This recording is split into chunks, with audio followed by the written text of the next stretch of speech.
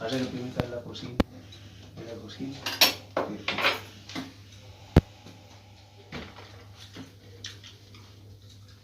¡Prima! Diga, ¿Dónde está? estoy en la cocina, estoy ocupada. Ah, ya. Ya está bien. No, yo pensaba que tú estabas ahí afuera. No, estoy aquí ocupada. Ah, ok, ya.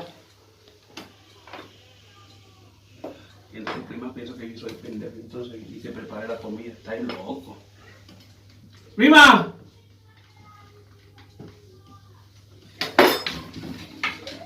Ah, yo pensaba que está en la cocina. Sí, yo pensaba que está en la cocina.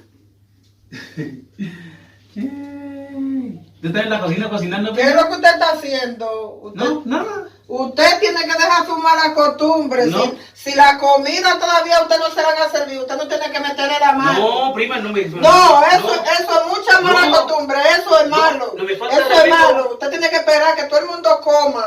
¿Por qué me ¿Ya? está faltando respeto, No, usted prima? tiene que esperar que todo el mundo coma No, para después está usted hueona, comer. me está Pero usted no hueona. puede desesperarse y venir a ponerle su mano. ¿Y a dónde la viste? No, usted no puede Ya, venir la viste, no, a ponerle la mano a la comida. Eso es malo.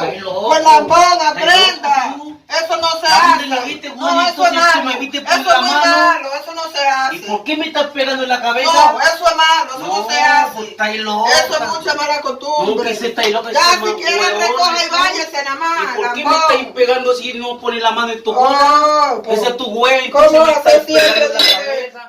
Cómelo tú, Ande pana. comiendo la comida, Por tu huevón. madre, anda la Ya. para cagar, por tu madre. ¿Por qué me No. estáis pegando en la cabeza, Sí, pues huevona? tengo razón, Estáis weón. loca. Anda comiendo como tú, con la pera, con el hambre en los estáis huesos, loca. desgraciado.